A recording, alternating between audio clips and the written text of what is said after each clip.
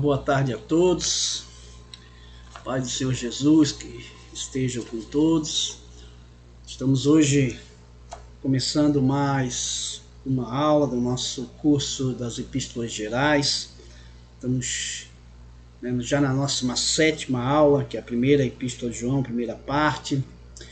E quero dizer que não sei para vocês, mas para mim tem sido essas epístolas um estudo bem edificante, né?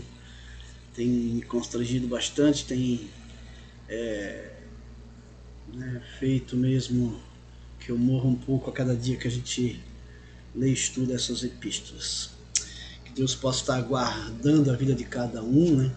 Que o Senhor possa estar abrindo suas mentes, seus ouvidos, seus olhos, né? Para que Ele possa mesmo estar entregando para cada um, né, um novo modo, né, revelado da palavra de Deus, né, e que Deus possa acampar mesmo os seus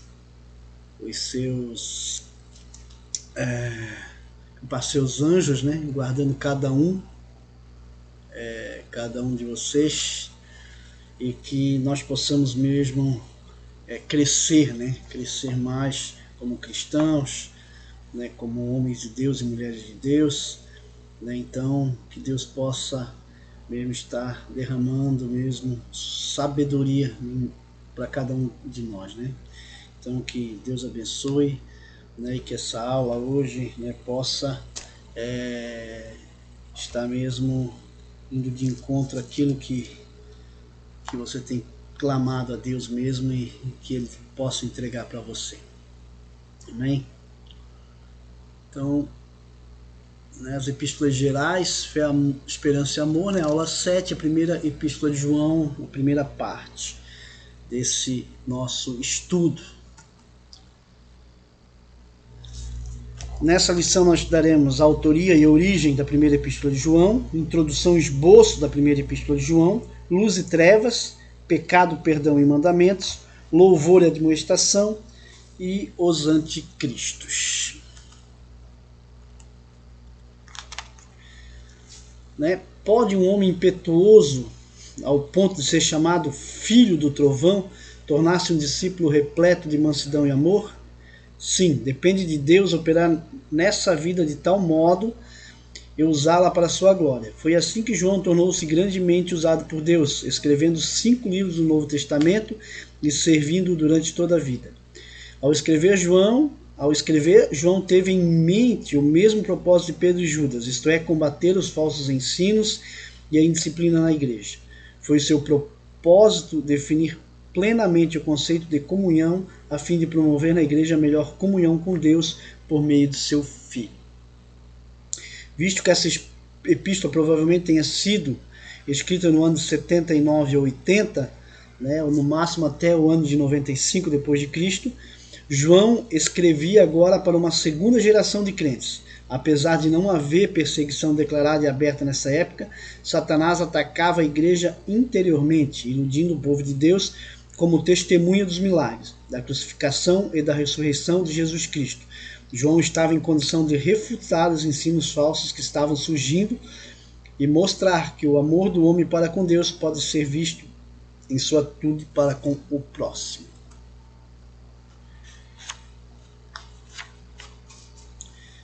Então, né, o tema dessa epístola é comunhão na família com Deus. Né, a autoria, né, ela é universalmente aceita desde os primórdios do cristianismo, que o autor do 4º evangelho seja também o autor das 3 epístolas chamadas 1ª, 2ª e 3ª epístolas de João. Portanto, o escritor da primeira epístola de João é também o escritor do 4º evangelho, quer dizer, o evangelho, né, segundo João. Essa evidência se nota através das frases e conceitos comuns aos 2 livros. Há cerca de 51 referências na epístola que também se encontram no Evangelho segundo João. Quem foi João? Quem foi João? O autor da epístola, o apóstolo João, foi uma destacada figura no Novo Testamento. Ele e seu irmão Tiago foram denominados, né, de filhos do trovão, certamente indicando que eram dotados de muita energia. Marcos 9,38 mostra que eram intolerantes. Disse-lhe João: Mestre, vimos um homem que em teu nome expelia demônios, o qual não nos segue, e nós o proibimos, porque não seguia conosco. Em Lucas 9,54 mostra que ele era vingativo. Tiago e João perguntaram: Senhor, queres que mandemos descer fogo do céu para os consumir? Marcos 10, 35 e 37 mostra que João era ambicioso por posição. Então se aproximaram dele Tiago e João, filhos de Zebedeu, dizendo-lhe: Mestre, queremos que nos conceda o que te vamos pedir. E ele lhe respondeu: Que quereis que vos faça? Responderam-lhe: Permite-nos que na tua glória nos assentemos um à tua direita e outro à tua esquerda. Porém, a seguir, João aprendeu com Cristo, a lição sobre o amor. Foi João o discípulo que reclinou a cabeça no peito de Jesus. Esta é uma das razões pelas quais ele ficou conhecido como o apóstolo amado. No quarto evangelho, como também em suas 3 epístolas, podemos ver a transformação pela qual João passou, tornando-se cheio de amor, o amor de Cristo. Como apóstolo do amor, João era um homem de personalidade disciplinada e firme. Defendia com fervor as doutrinas da igreja e não suportava heresias, combatendo-as corajosamente. Estes 2 elementos do seu temperamento, o amor e a firmeza, evidenciam-se em sua primeira epístola. Fervor é a palavra que melhor descreve esse servo. João era apóstolo fervoroso em seu amor, em seu comportamento e na defesa do corpo de Cristo, a igreja, contra as heresias mundanas.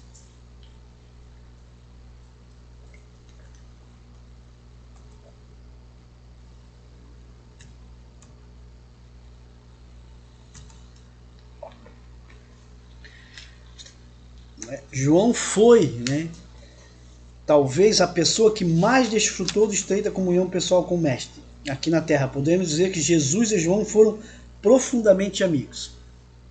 João e seu irmão Tiago, juntamente com Pedro, foram os apóstolos mais próximos de Jesus. Eram os 3 companheiros de pesca quando Jesus os chamou para segui-lo.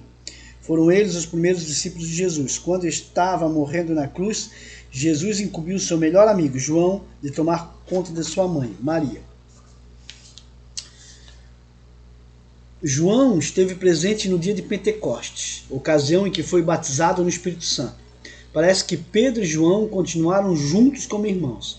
Eles foram o instrumento de Deus, usou na maravilhosa cura de um coxo à porta do templo chamada Formosa, em Atos 3. Em Atos capítulo 8, Pedro e João foram enviados a Samaria com o propósito de cuidarem do avivamento que lá começara e de orarem pelos novos convertidos para que recebessem o batismo do Espírito Santo. Atos 8,17 diz: Então eles impunham as mãos e recebiam estes o Espírito. Nada mais lemos na Bíblia acerca do ministério de João após Atos 8, até chegarmos às suas epístolas e ao livro do Apocalipse, que também foi escrito por ele. Sabemos que João foi exilado na ilha de Patmos por causa da palavra de Deus e do testemunho de Jesus. Apocalipse 1,9. A tradição diz que os últimos anos de João foram passados em Éfeso e suas adjacências, o centro de suas viagens evangelísticas.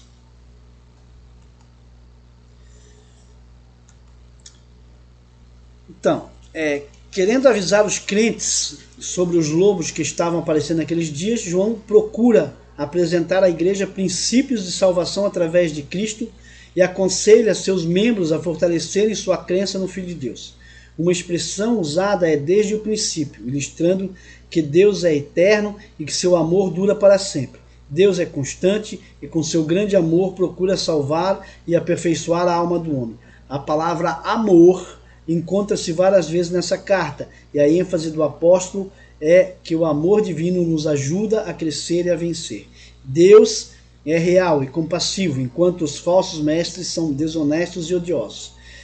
Quando estamos em Deus e nossa comunhão com Ele e com os nossos irmãos está intacta, prevalecemos contra os enganadores e seus ensinos destrutivos. O tema de 1 João é comunhão na família com Deus. Esta comunhão se torna possível pela experiência adquirida, ao conhecermos melhor o Senhor. Então, a seguir, vamos ver o esboço que propicia uma visão panorâmica dos assuntos que estudaremos. Na primeira epístola de Pedro, o tema comunhão na família com Deus, ela é dividida em 5 tópicos. A primeira é a mensagem da epístola. 1 João capítulo 1, versículo 1 até capítulo 2, versículo 11. E ela é dividida em 6 partes, né? A visão global da mensagem, Deus é luz, luz, trevas, pecado, os mandamentos de Deus, o Antigo e o Novo Testamento. No segundo tópico, louvor e admoestações, primeira epístola de João, capítulo 2, versículo 12 ao versículo 29. É dividido em 4 partes. As vitórias da fé, não ameis o mundo, se acautelai-vos dos anticristos e a nossa defesa contra os anticristos. Terceiro tópico, exortações. 1 João, capítulo 3, versículo 1 ao capítulo 5, versículo 5. Permanecer em Cristo, lembrança da mensagem divina, falsos profetas, amor verdadeiro e fé vitoriosa. E o último, que é o quarto tópico, o testemunho e a confiança que temos. É dividido em 4 tópicos também. O testemunho, o objetivo da epístola, a confiança que temos e conclusão. Para quem foi destinada, né, essas epístolas, né? A primeira epístola de João não foi dirigida a uma única igreja ou a um grupo de igrejas distintamente. Não há menção a nome ou lugares na carta. Alguns pensam que por causa da maneira calorosa expressa na carta, João a tenha escrito a pessoas que o conheciam intimamente. Outros acham que as igrejas a quem ele escrevia situavam-se na Ásia Menor e que estavam sob a sua supervisão pastoral. A epístola foi escrita por volta do ano 79 ou 80 depois de Cristo, tendo em vista a condição espiritual dos seus leitores, muitos deles cristãos de segunda geração, já tinham perdido o fervor e regozijo inicial do cristianismo. Parece que não havia perseguição naquela época. João somente declara: o mundo vos odeia. 1 João 3,13. Mas isto é um antagonismo comum entre a igreja e o mundo. O real problema existente era a falta de amor cristão, provocando discórdias, em parte devido à ação nefasta de falsos mestres. Assim foi necessário João escrever nessa epístola para advertir os cristãos contra os falsos mestres e também fortalecer sua fé no Filho de Deus.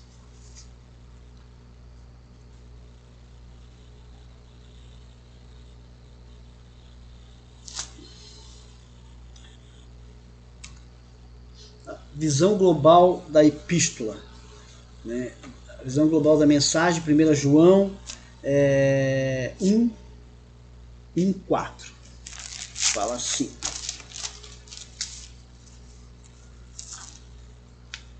o que era desde o princípio, e que temos ouvido, e o que temos visto com os nossos próprios olhos, o que contemplamos e as nossas mãos apalparam com respeito ao verbo da vida, e a vida se manifestou, e nós a temos visto, e dela damos testemunho, e vô-la anunciamos, a vida eterna, a qual estava com o Pai, e nos foi manifestada. O que temos visto e ouvido, anunciamos também a vós outros, para que vós, igualmente, mantenhais comunhão conosco. Ora, a nossa comunhão é com o Pai e com o seu Filho, Jesus Cristo. Estas coisas, pois, vos escrevo, para que a nossa alegria seja completa. Então, João inicia a explanação de uma maneira geral, dizendo que Deus é luz e aquele que anda nas trevas não tem comunhão com ele. Em seguida, contrasta a ideia entre luz e trevas, verdade e mentira, além de tratar sobre pecado, mandamento e permanência em Deus, passando a expor o significado dessas expressões. A luz verdadeira, que agora brilha, é Deus. Aquele que ama seu irmão permanece na luz. Aquele que odeia seu irmão está nas trevas. Mentiroso é aquele que diz amar a Deus e ao mesmo tempo odeia seu irmão. Pecado é desobediência aos mandamentos de Deus. Os mandamentos de Deus são crer em Jesus Cristo e amar uns aos outros.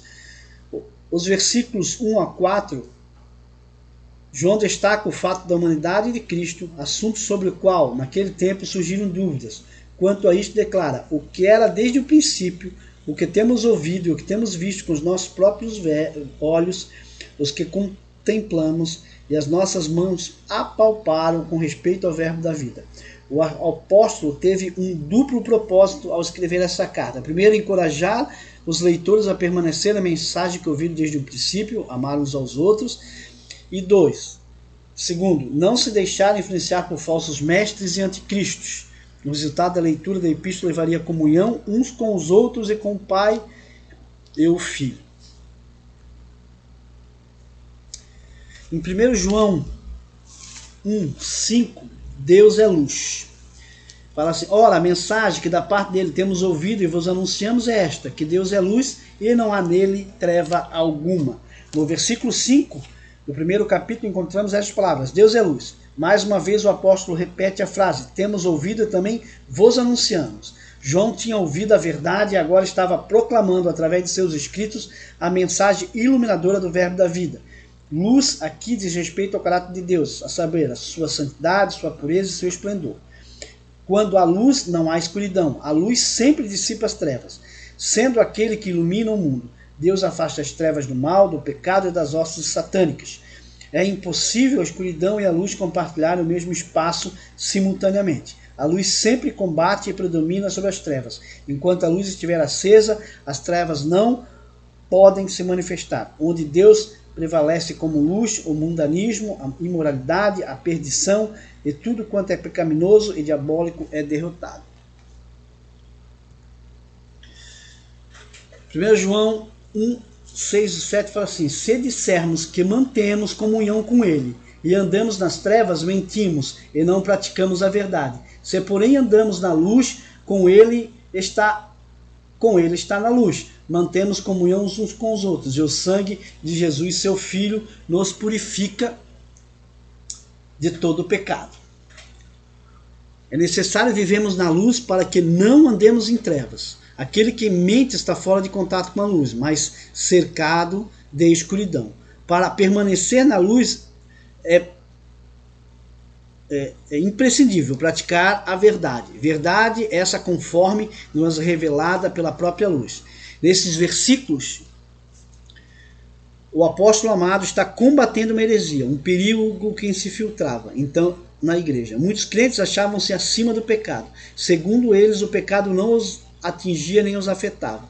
Em outras palavras, eram tão santos que as tentações ou o próprio pecado não podiam lhes causar nenhum mal. Então, eram tão espirituais a ponto de se julgarem intocáveis pelo maligno ou qualquer fracasso. Caso tivesse cometido pecado, isso não afetaria a sua espiritualidade perfeita. Mentira, replica João. Não estão em comunhão com Deus, com a luz. Não praticam de fato a verdade. Porém, prossegue o apóstolo, se buscassem a luz divina, poderiam novamente comungar com os irmãos. Arrependidos de suas iniquidades, seriam restaurados a fé e a comunhão no corpo de Cristo. Vemos então que está em trevas aquele que é mentiroso, não pratica a verdade e não pode ter comunhão com os irmãos. É o caso do desviado dos caminhos do Senhor. A solução está no sangue de Jesus. Somente através do conserto com Deus e com os santos poderá o herético arrependido voltar a praticar da comunhão da igreja e a andar novamente na luz. Arrependimento é o caminho certo para quem está afastado da luz e novamente quer andar nela. Reconhecemos também que diariamente precisamos da purificação dos nossos pecados e transgressões pelo sangue de Jesus.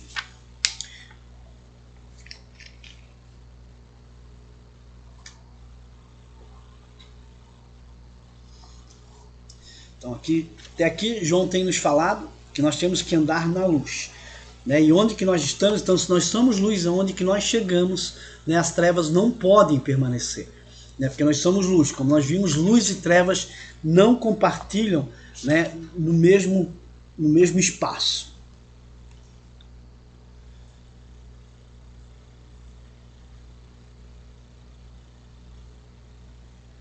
Pecado, perdão e mandamentos. Né? O pecado.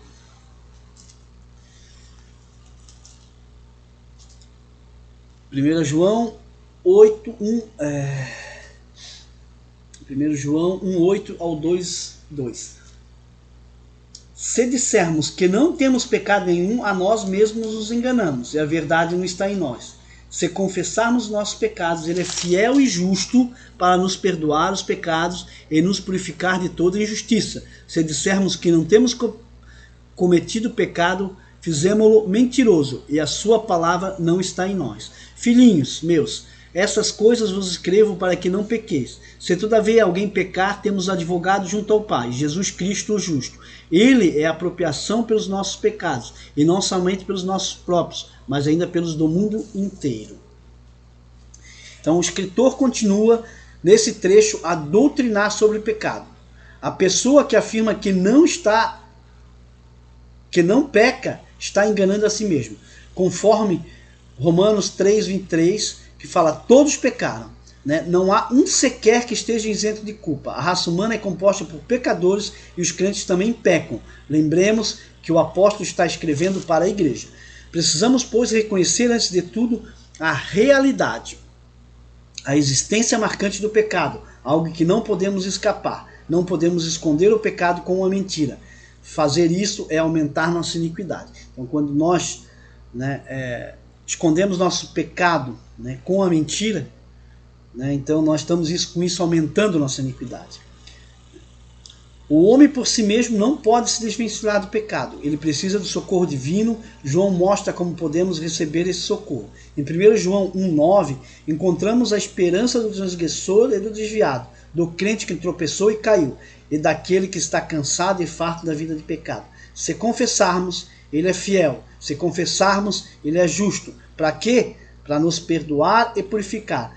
O problema do pecado tem a solução na fidelidade e na justiça do Salvador. João reconhece que até os salvos, têm problemas com tentações de pecado. Ele os adverte: essas coisas vos escrevo para que não pequeis. E prossegue dizendo: se alguém pecar, notemos a repetição da palavra se nos versículos, se transgredirmos, temos Jesus Cristo, o justo, nosso advogado e nossa propiciação. Meditemos nesses aspectos. Primeiro, advogado, do grego parakletos, que significa consolador, ajudador, além de alguém que nos defende, alguém que fica ao nosso lado para nos prestar assistência.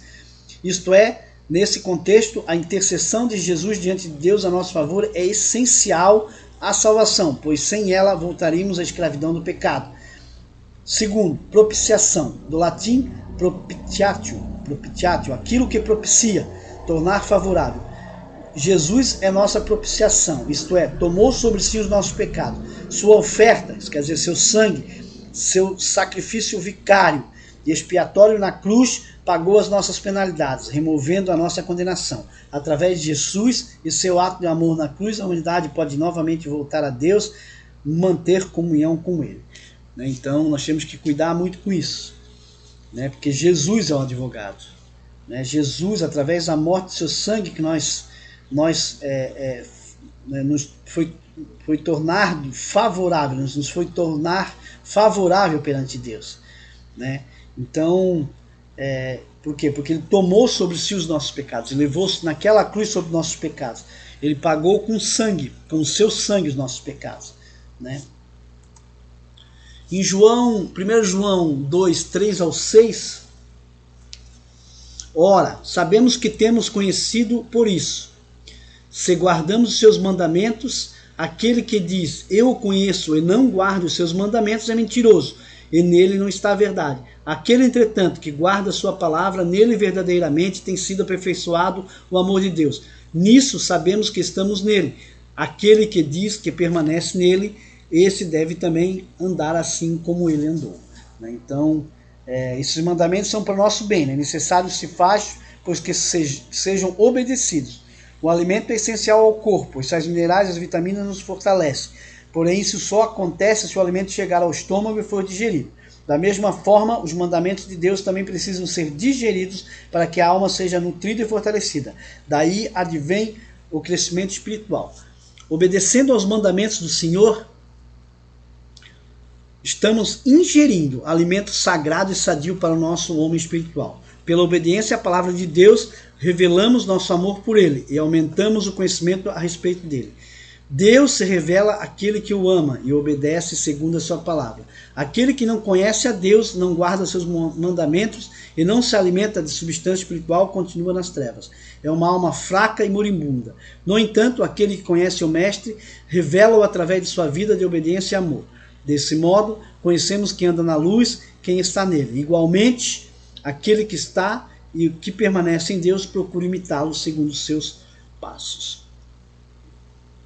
Em 1 João, capítulo 2, versículos 7 ao 11, fala assim: o Antigo e o Novo Testamento, o amor fraternal. Amados, não vos escrevo um mandamento novo, senão um mandamento antigo, o qual desde o princípio tivestes.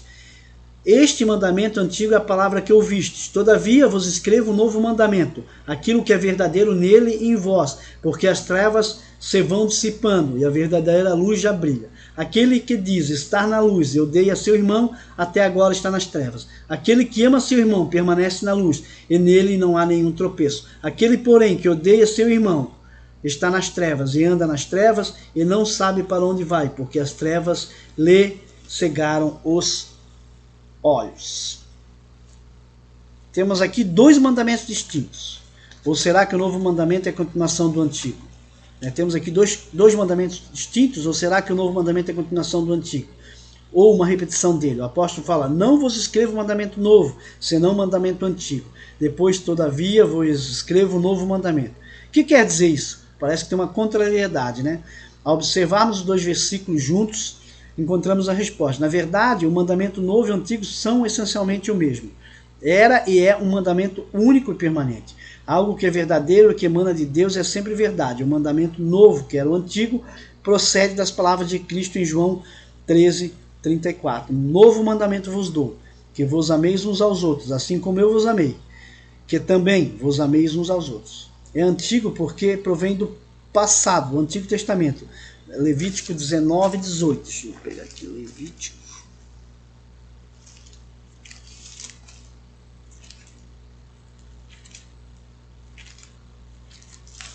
Levítico 19:18.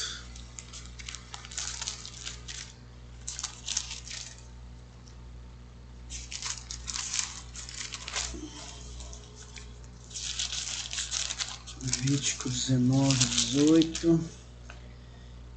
Não te vingarás, nem guardarás contra os filhos de...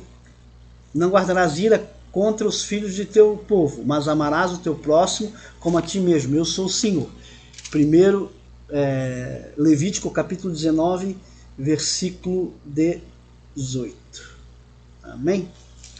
Então ele não era um Antigo Testamento, não era um antigo mandamento. Ele não é um novo mandamento, ele já era um Antigo Testamento. Mandamento.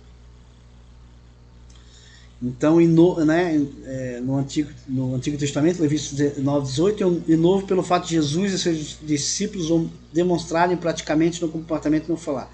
É um mandamento de amor. No Antigo Testamento ensina amar o teu próximo. O Novo Testamento ensina ama o teu próximo. O Novo Testamento reforça esse mandamento ordenando que devemos amar uns aos outros como o mesmo amor que Cristo manifestou a nós. O estandarte de nossa fé é a demonstração de um amor puro e santo para com os nossos irmãos e com os perdidos para os conduzir à salvação. Esse estandarte é ofuscado se odiarmos nosso próximo e não andarmos em retidão. Quando isso acontece, as trevas encobrem a nossa visão espiritual. Louvor e admoestação. 1 João 2:12-14 fala assim: vitória sobre o maligno. As vitórias da fé, né? A vitória sobre o maligno. Filhinhos, eu vos escrevo porque os vossos pecados são perdoados por causa do seu nome. Pais, eu vos escrevo porque conheceis aquele que existe desde o princípio. Jovem, eu vos escrevo porque tendo vencido o maligno. Filhinhos, eu vos escrevi porque conheceis o Pai.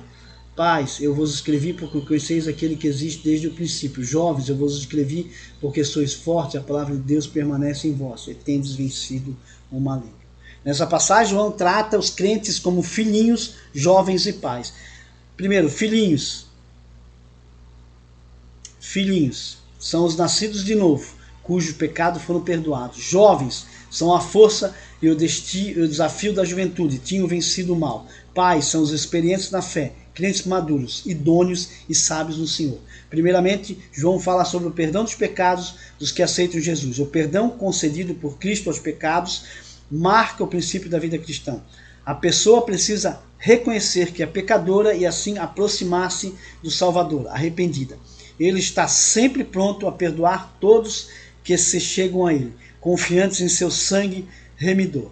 A seguir, João diz que eles venceram o maligno, afirmando que também conheciam o Pai, isto é, não somente conheciam Deus como soberano Senhor, mas como Deus o Pai.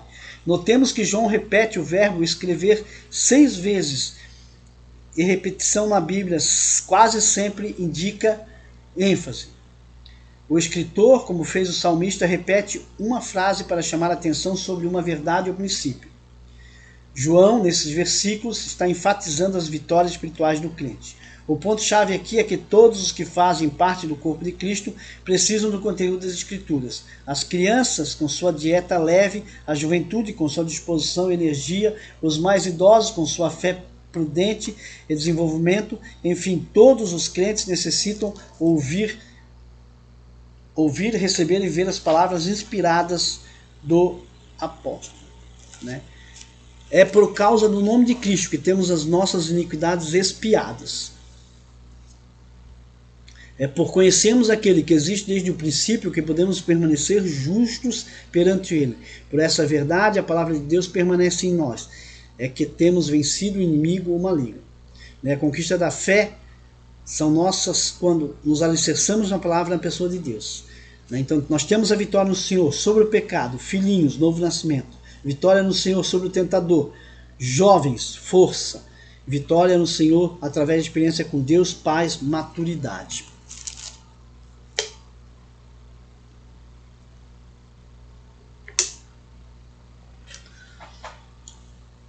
Em 1 João, capítulo 2, versículo 15 ao 17, não se deve amar o mundo.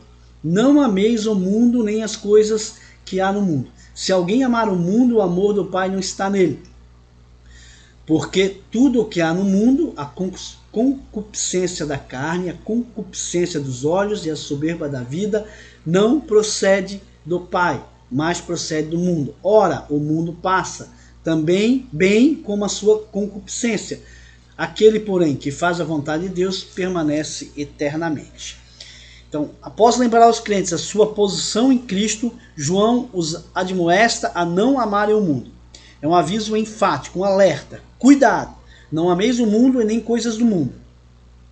Perigo à frente, cautela. Nos versículos que precedem esse trecho, João falou das vitórias, mas agora ele está alertando a igreja contra as ciladas e ataques do maligno. Nenhum crente escapa às tentações. Ainda que a nossa vida durante certo período seja de muitos frutos e grandes conquistas, chegarão os vales, as tempestades, as pelejas espirituais. Observamos a fonte de nossos problemas. Sabemos que Satanás é o nosso inimigo, mas nessa passagem as tentações provêm da carne, da cobiça e do orgulho. O diabo tenta muito nessas 3 áreas, mas muitas vezes as tentações procedem de nossa própria natureza adâmica e rebelde. João fala que essas coisas não procedem do Pai, mas do mundo. Quais sejam? Primeiro, concupiscência da carne. Diz respeito a todo o pecado da carne, como paixões carnais, imoralidade, glutonaria, materialismo manifesto pelos prazeres extravagantes, pelos sentimentos, pelo endeusamento das gratificações sensuais, mundanas e perversas. Segundo, concupiscência dos olhos. Refere-se a toda cobiça, avidez, ambição desenfreada por riquezas, desejo incontido por aquilo que não é nosso, sermos controlados por aquilo que vemos, convictos do que ficaremos plenamente satisfeitos quando tivermos o objeto de nossa avareza, sendo isso um engano. Porque quando a gente quer alguma coisa, muita coisa, a gente muitas vezes trabalha. Quando a gente consegue aquilo, a gente vê que aquilo não encheu o nosso coração. A gente quer outras coisas.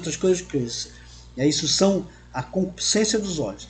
E terceira, a soberba da vida. Corresponde à arrogância de viver. Orgulho, insolência, presunção.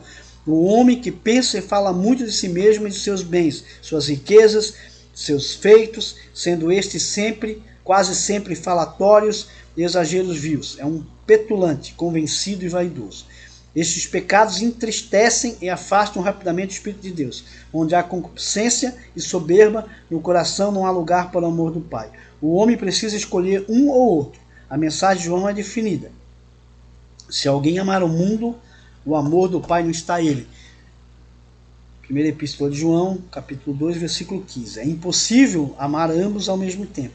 Como bem sabemos por experiência própria e como o escritor nos relata, o mundo passa. Tudo que temos, tudo que adquirimos ou ganhamos passará.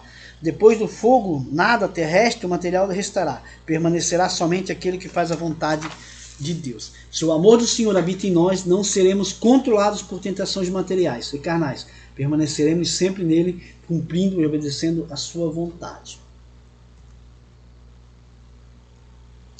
Os anticristos, né? Acautelai-vos dos anticristos. 1 João 2, 18 ao 23. Filhinhos, já é a última hora, e como ouvistes que vem o anticristo, também agora muitos anticristos têm surgido, pelo que conhecemos que é a última hora. Eles saíram de nosso meio, entretanto não eram dos nossos, porque se tivessem sido dos nossos, teriam permanecido conosco. Todavia eles se foram para que ficasse manifesto que nenhum deles é dos nossos.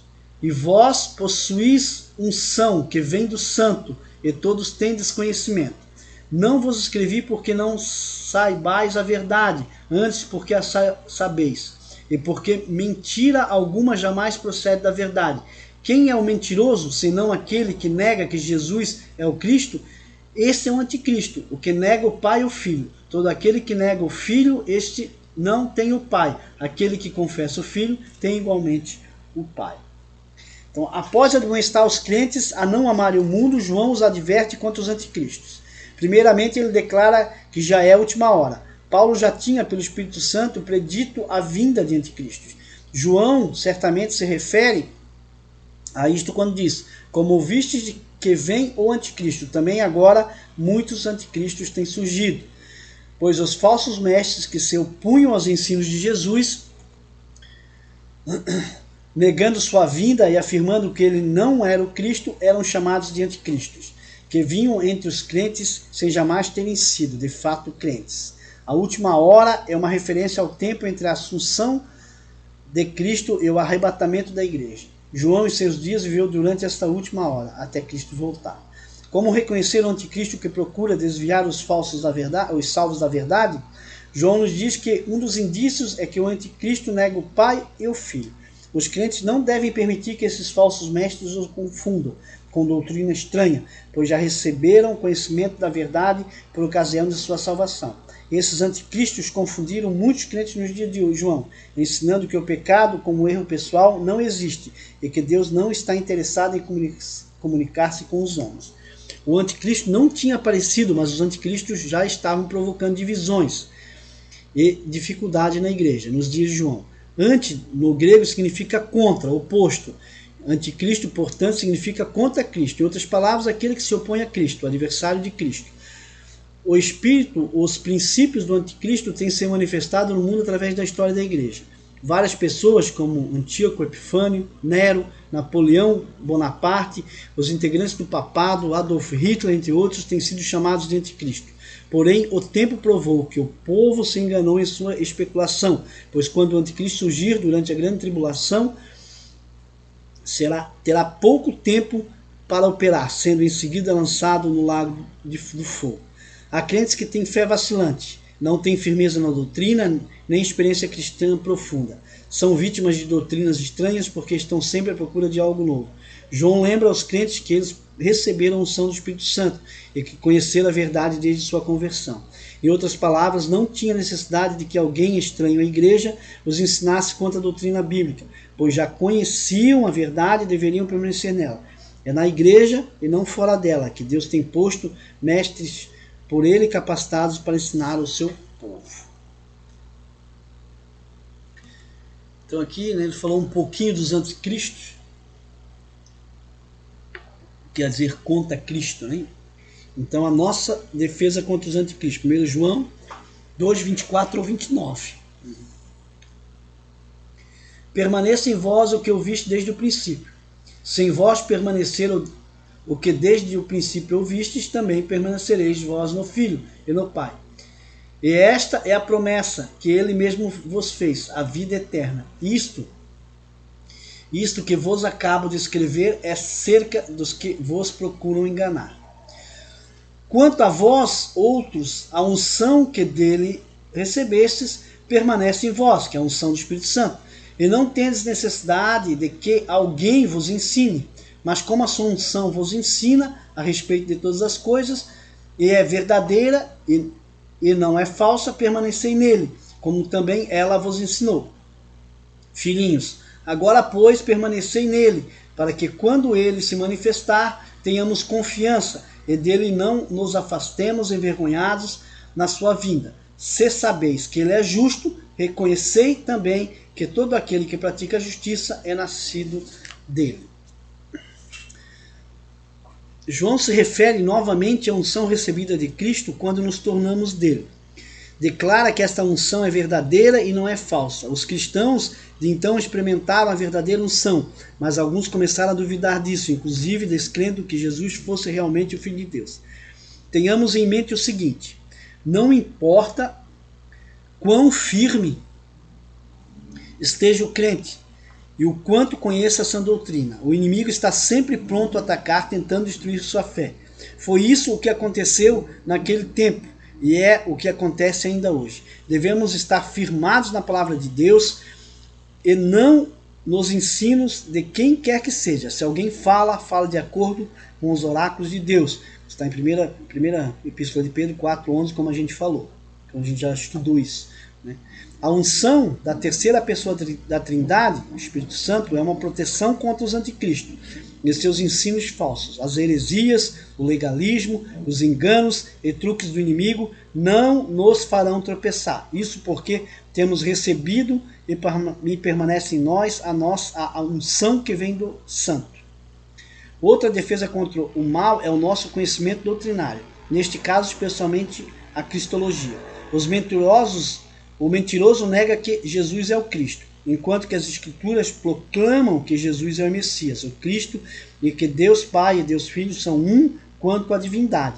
Enquanto cremos nisso, não seremos derrubados pelas hostes das trevas ou feridos pelos dardos do malfeitor.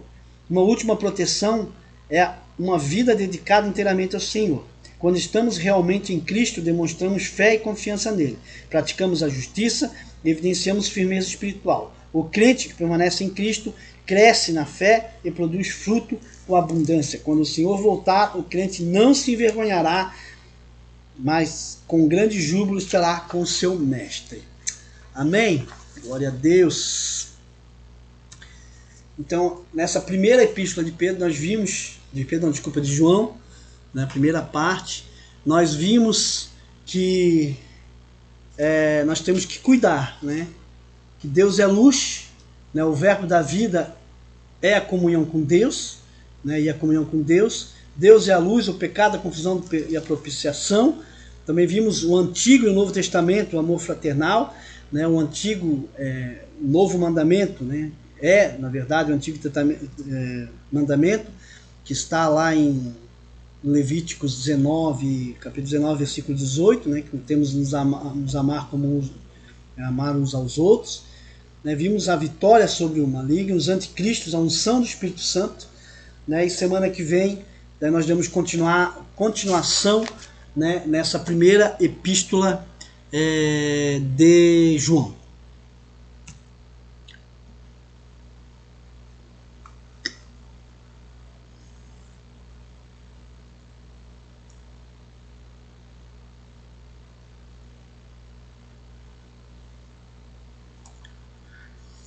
Então, amados, essa foi a aula de hoje, a 7ª aula, primeira parte da primeira epístola de Pedro. Né, né, que fala ali muitas coisas que a gente tem visto acontecer hoje, né?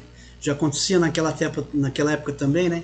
Quantos começaram, né, a seguir aí no caminho, até seguiram corretamente, mas depois, né, quantos artistas que a gente já viu, né, quantos pastores que eram homens de Deus, né, e se desviam totalmente da fé, né, alguns até mesmo rejeitando, né, rejeitando a sã doutrina, rejeitando, né, o Filho de Deus. Né, então essas coisas estão escritas que iriam acontecer, né, então já estão acontecendo. E como é que nós fazemos para sermos vacinados, né? Vacinados, imunizados, né, contra esse vírus?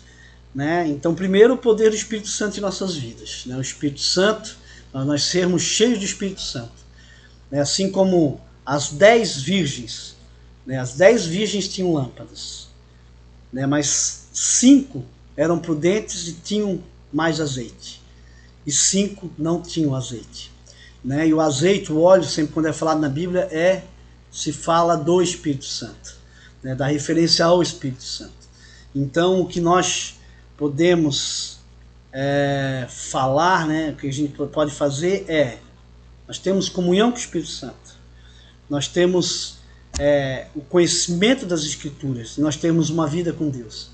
Tudo isso, né, uma vida verdadeira com Deus, tudo isso vai fazer com que nós, né, consigamos passar por esse tempo difícil que está vindo, né, e que nós consigamos, né, estarmos no grande e temível, terrível dia do Senhor, né?